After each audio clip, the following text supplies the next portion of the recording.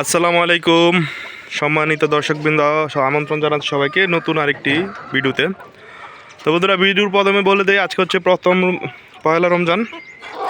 তো সবাইকে পবিত্র মাহে রমজানের শুভেচ্ছা জানিয়ে শুরু করছি আজকের ভিডিওটি।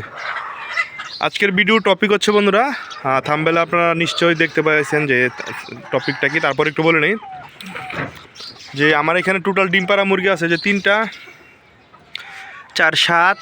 এই যে একটা ডিম পারলো মাশাআল্লাহ, এই যে মাত্র ডিম পারলো একটা, দেখেন এই যে মাত্র ডিম পারলো মাশাআল্লাহ আলহামদুলিল্লাহ। এটাই আসলে একটা প্রাপ্তি একটা খামারির জন্য। যদিও আমি ছোট অল্প মুরগি পারি, তা আমি নিজেই খামারি বলে পরিচয় দিতে পছন্দ করি, কারণ এটা আমি সম্পূর্ণ শখে না, এটা সম্পূর্ণ প্রফেশনালি শুরু করছি। আস্তে আস্তে বড় হবে ইনশাল্লাহ।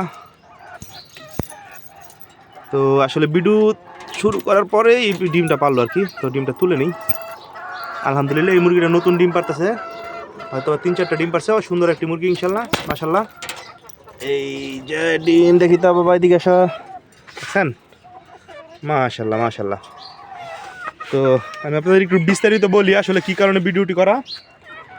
এখানে 3টা মুরগি আছে, মুরগির হিসাব দিচ্ছি, মুরগের না। এখানে 4টা 7টা, এইখানে 5টা মুরগি আছে, বাট 3টা হচ্ছে ডিম পাড়া, 2টা নতুন এখনো ডিমে আসে নাই, সময় লাগবে আর 1 মাস হয়তো বা।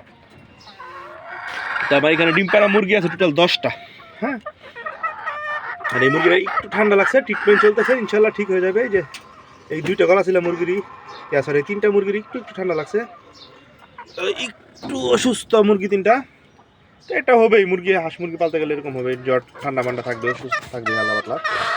বাকি সব আলহামদুলিল্লাহ ঠিক আছে, যে উনি এখন এখানে পরিষ্কার আছে। আজকের বিষয়ের টপিকটা হচ্ছে বন্ধুরা, আমি 10টা মুরগি থেকে কয়টা ডিম পাই। আমার এখানে A to Z 100% হিসাব আছে সব।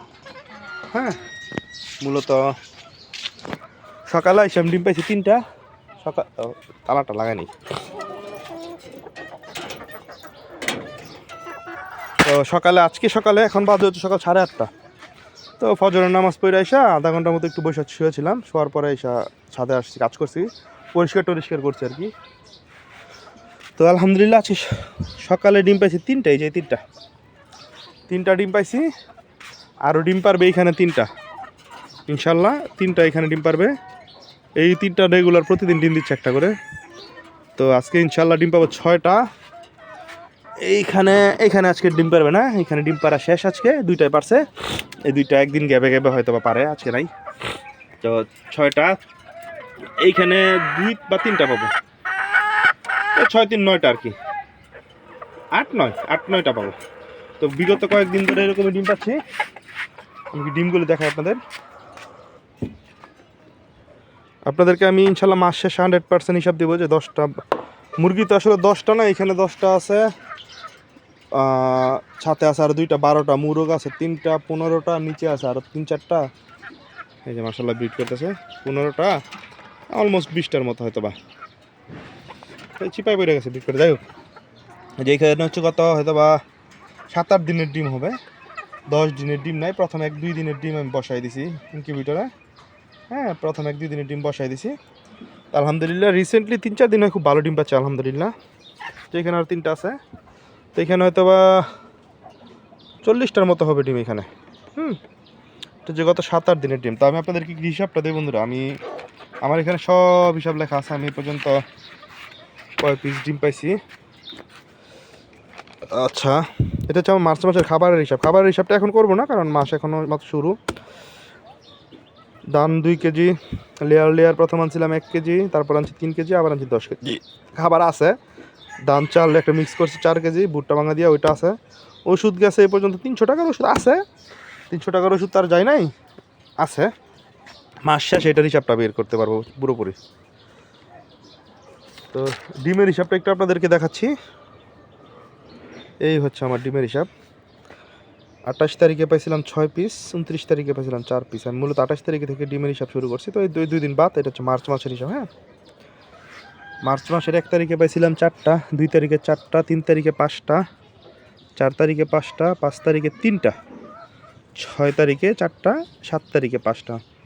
তো এই হচ্ছে আমার প্রথম 7 দিনের হিসাব। মাশাল্লাহ এখন ডিমের পার্সেন্টেজ বাড়ছে।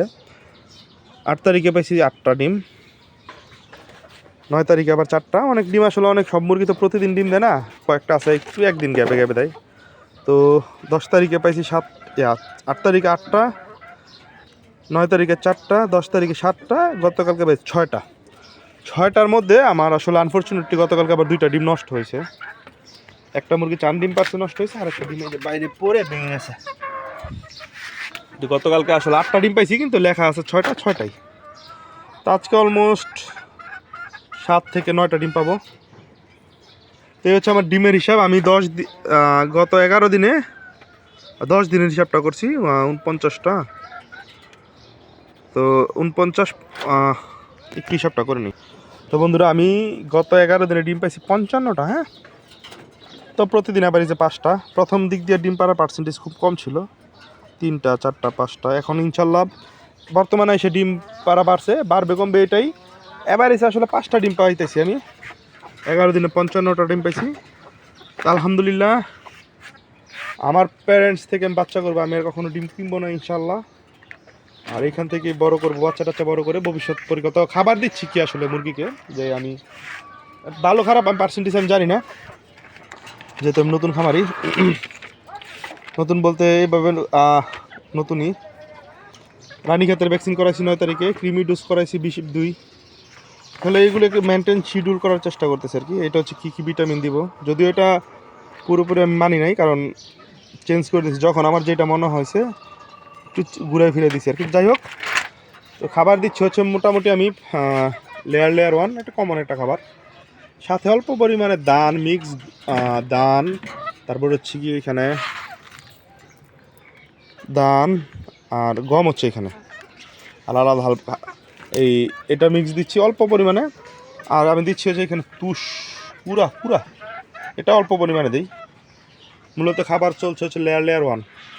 আর খাবারের খরচটা একটু কমায় আনার জন্য, একটু আর কি সামথিং কমায় আনার জন্য, এখানে আসলে যেহেতু এইগুলো আমার কালেকশন করা মুরগি, সব তো আর লেয়ার 1 অনেক বেশি খেতে চায় না, তো এখানে কুড়া দিচ্ছি হালকা পরিমাণ একবেলা, আর দাম দিচ্ছি অল্প পরিমাণ, এটা বুঝে শুনে দিচ্ছি আর কি। আর মেডিসিন ইউজ করতেছি আমি এই যে রেনেটা কোম্পানির, যে কোনো কোম্পানির হতে পারে, AD3E, এটা ইউজ করতেছি। এটা হচ্ছে ডিমের জন্য ভালো। আর সাথে দিচ্ছি হচ্ছে গিয়ে 7 দিন করে দিচ্ছি ইসেল, এটা আসলে ডিমের একটা ওষুধই। তো মোটামুটি এই আরও কিছু ওষুধ তো ইউজ করতেছি, র্যানামাইসিন ইউজ করতেছি হালকা, তারপরে হচ্ছে গিয়ে এটা ক্যালসিয়াম PB-সেল, তারপরে হচ্ছে গিয়ে যে জিঙ্ক, জিসবেট। এটা আসলে রাখছি যখন যেটা আমার মনে হয়, এটা আসলে উপলব্ধি করতে পারি আমি যে কোনটা লাগবে, তখন ওইটা দেই। আলহামদুলিল্লাহ, এই ছিল আপডেট 10 দিন 11 দিনের। তো মাস শেষে আসলে আমি পুরো খরচটা বের করতে পারবো, কত টাকা খরচ গেছে, কীভাবে কি এভরিথিং, এবং সেটা আপনাদের সাথে দেওয়ার চেষ্টা করবো ইনশাল্লাহ। দেওয়ার চেষ্টা না, দিবই। আর কারণ এখানে আমার অলমোস্ট 20টার মতো মুরগি আছে, এর মাঝে 10টা মুরগি আর রানিং মুরগি আছে আমার। তো এই হচ্ছে আপাতত 5টা করে পাচ্ছি এবার ইসে টিম। আর হাঁস মুরগি পালতে গেলে একটু প্রবলেম থাকবে, এটা সারা জীবনই, হালকা পাতলা একটু অসুস্থ থাকবেই।